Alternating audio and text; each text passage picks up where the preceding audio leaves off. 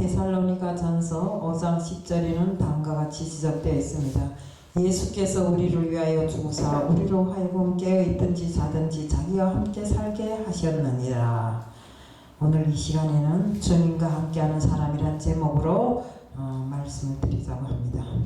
기도드리겠습니다. 사랑의 하나님 아버지, 이 시간도 주님과 함께하는 사람이란 제목을 들고 다녔었습니다. 제가 말씀을 전할 때 정말 한마디도 주님이 뜻과 어긋나는 말씀을 전하지 않게 하여 주옵시고, 저희들이 언제나 같이 자든지 깨든지 항상 주님과 함께하는 삶을 살 수 있도록 이 말씀을 통해서 다시 한번 느끼게끔 하게 해 주옵소서. 이 시간도 주님께 맡겨매 예수 그리스도 이름 받들어 감사하며 기도드리옵나이다. 아멘. 우리가 주님께서 이 땅에 다시 엄마 약속한 시간이 날로 가까워져서 언제 정말 이 땅에 다시 오실지 정말 우리가 오늘 이 시간이라도 문 앞에 이르렀다면 주님을 맞을 준비를 하고 기다려야 하는 것입니다. 정말 두렵고 떨리고 기쁜 이 주님이 다시 오시는 이 사람들이 정말 평안하다 안전하다 하는 이 시기에 정말 주님이 심판날이 가까이 왔다는 것을 정말 우리가 밤에 도둑같이 이른다고 했습니다. 그러면 이 일은 누구도 피할 수 없는 일입니다. 주님이 다시 오는 그날에 누구도 주님이 심판에 정말 빠질 수 없고 피할 수 없는 일이란 건 누구나 다 알고 있습니다. 마태복음 25장 13절에는 다음같이 적되어 있습니다. 그런즉 깨어있으라. 너희는 그 날과 그 시를 알지 못하느니라. 주님께서 오시는 날은, 주님이 다시 오마 약속한 그날은 누구도 언제 오실지를 모릅니다. 단지 우리가 주님께서 오실 날이 거의 다가온 지금 이 순간에 정말 오늘 오실지 내일 오실지 모르기 때문에 우리는 항상 주님이 오실 그날을 예배해야 되고 항상 준비를 하고 있어야 됩니다. 우리 성경에 지혜로운 다섯 처녀가 등불을 기름 등잔을 잘 준비해 놓고 신랑을 기다린 것처럼 우리도 항상 주님이 말씀으로 자신을 깨우치고 그 말씀을 입술에만 옮기는 것이 아니라 행함으로 실천하는 저희들이 되어서 이 땅에서 주님이 이루고자 하는 그 모든 것을 저희들이 행함으로 옮겨나가는 저희들이 다 돼야 된다는 것입니다. 우리는 그저 믿는다는 말 한마디로 방심하면서 이렇게 세월을 보내면 안 됩니다. 우리 지금 많은 사람들이 믿는다고는 하지만 술 취한 사람 마냥 세상을 살아가고 비틀거름치면서 살아가고 있고, 더군다나 믿는다는 사람들 중에 정말 세상이 허락하는 모든 것을 마음대로 행하면서 다니는 사람들이 많습니다.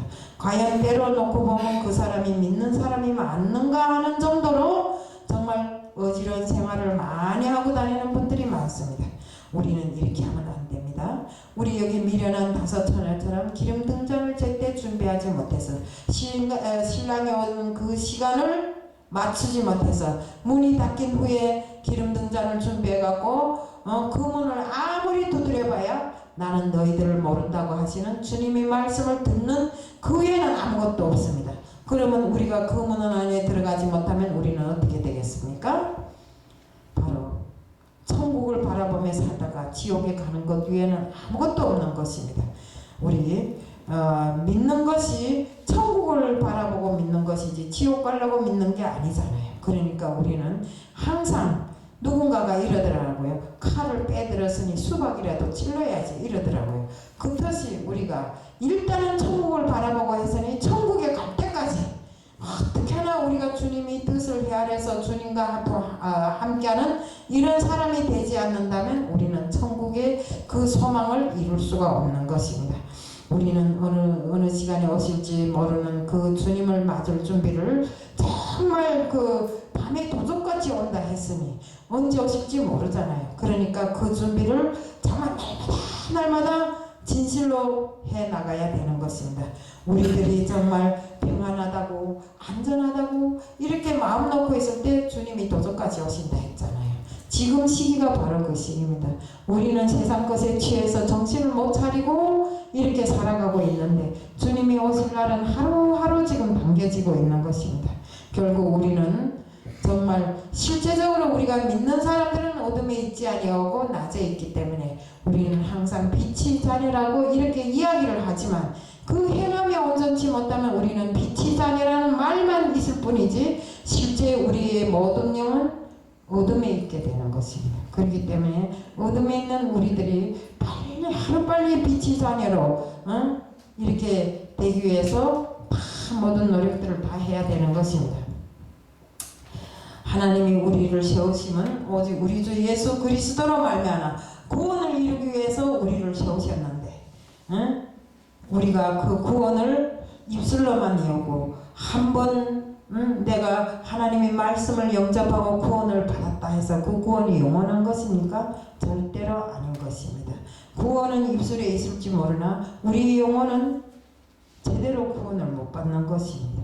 그렇기 때문에 우리는 온전한 구원을 이루기 위해서 정말 우리가 우리를 죄와 사망에서 구원하시려고 구원하시어 성령으로 하나 되어 우리 안에 계신 주님을 항상 주님과 동행하는 이런 삶을 살아야 되는 것입니다. 그래서 우리는 우리 그 믿는 사람들에게는 하나님과 우리와의 특별한 비밀을 알고 있잖아요. 크고 놀라운 비밀 무엇일까요? 주님 안에 내가 있고 내 안에 주님이 계시기에 우리는 항상 주님과 동행하는 삶을 산다는 이 크고 놀라운 비밀이 있습니다. 세상 사람들이 이것을 알까요? 모르기 때문에 믿지 않는 것입니다. 믿음이라는 두 글자를 놓고 말할 때 세상에도 믿음이라는 말이 있습니다. 세상 사람들도 약속을 잘 지키지 않으면 믿음이 없는 자다 이렇게 말합니다. 그렇듯이 우리도 하나님 앞에 믿음이라는 두 글자를 하나님 앞에 소원하고 약속하고 정말 주님 안에 내가 있고 내 안에 주님이 계시면서 항상 더불어 먹고 마시면서 사는 우리들이 되어야 되고 주님과 동행하는 삶을 살아야 되는데 그 내 안에 주님을 모시고 산다고 하면서 세상의 모든 제약을 그대로 두고 산다면 주님이 그 안에 계시겠어요? 절대로 그렇게 하지 않습니다. 또 우리를 인도하시는 주님이 정말 내가 주님을 향한 그 마음을 깨끗하게 하고 주님과 동행하는 삶을 날마다 삶을 살 때 주님께서 깨어서 역사하시는데 정말 나부터라도 항상 입술로는 주님을 잘 해옵니다. 반에 서서도 말씀이 쏟아져 나옵니다. 하지만 그 쏟아지는 그 말씀과 정말 그 모든 주님이 바라시는 그 모든 것을 알기는 아는데 내가 실제적으로 행함을 옮기는 건 그렇지 못합니다. 때로는 제가 정말 아까도 우리가 그 입술에 주님을 위험해서 더러운 소리가 막 쓰러져 나오는데 저도 그렇더라고요. 막 누구를 정죄하고 막 이렇게 할 때 보면 그럴 때 보면 마귀 자식이 분명합니다. 네? 그걸 제가 항상 회개하고 돌아앉아 회개하고 이러면서도 또 고치지 못해서 또 반복하고 이렇게 할 때가 많더라 이겁니다. 그래서 정말 오늘 이 시간에 이후부터는 하나님의 말씀을 정말 내 마음에 꼭 담고 하나님이 뜻하는 바 그대로 성령으로 하나 되어서 선을 이루는 우리들 모두가 되어야 됩니다. 우리는 누구든지 악을 악으로 갚지 말아야 하고 항상 선을 행하는 이런 사람이 되어야 되고 삶에서 항상 기뻐하고 기쁨으로 충만된 삶을 살아야 하고 또 범사에 감사하는 삶을 살아야 된다고 우리가 성경의 말씀에 나와 있습니다. 이것은 우리가 그리스도 안에서 우리를 향하신 하나님의 크나큰 뜻이고 은혜인 것입니다. 성령을 소멸하지 말고 범사에 감사하는 삶을 살아가야 하고 또 악으로 모든 것을 갚지 말아야 한다는 것입니다. 우리는 악은 어떤 모양이라도 버리라고 하신 하나님의 그 말씀을 받들어서 정말 우리는 온유하고 순진하고 정말 사랑이 가득한 이런 사람들로 세상을 살아가야 되는 것입니다. 정말 우리 마태복음 28장 20절인 다음과 지적되었습니다. 내가 세상 끝날까지 너희와 항상 함께 있으리라. 우리는 오늘도 우리 힘이 되신 주와 동행하면서 주님께서 제시하신 이 하나님의 이 말씀을 우리는 누구도 거역할 수 없는 일이고 누구도 버릴 수 없는 일인 것입니다.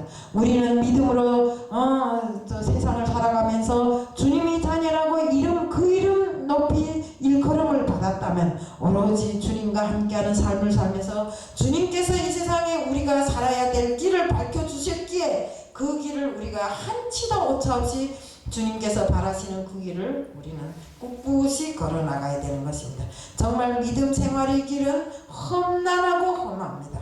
저는 오늘 아침에 오면서 대영광을 하나님께로 하는 그런 영화도 아니고 하여튼 그런 것을 봤습니다.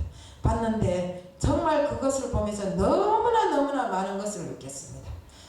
정말 큰 교회 목사님이 일생을 사람들을 정말 하나님께로 인도하는 일을 하였지만 그것은 육적으로 했다라고 이렇게 보더라고요. 그러면서 우리가 진실로 그들이 영을 인도하는 것은 정말 내부터 모든 것을 변형하지 않고는 다른 사람들이 그 모범을 받을 수 없다는 거. 그래서 내가 입으로는 하나님께 많은 영혼을 인도했다고 하지만 그 영혼이 가짜로 인도됨을 다시 한번 느끼고 이 사람이 정말 어둠 속에 있는 북한 땅의 영혼들을 구원하기 위해서 정말 내가 하나님 앞에 마지막이라도 온전히 서기 위해서 북한 땅으로 들어가는 이런 주제인데 정말 이것을 보면서 많은 것을 느꼈습니다. 그래서 앞으로 제가 우리 하나님께서 사역을 맡기신 이 목회자들 정말 많은 양들을 우리에게 맡겼는데 우리가 그 양을 풀밭으로 인도하는 것이 아니라 검은 사마귀 골짜기로 인도한다면 어떻게 되겠습니까? 안 되는 것입니다.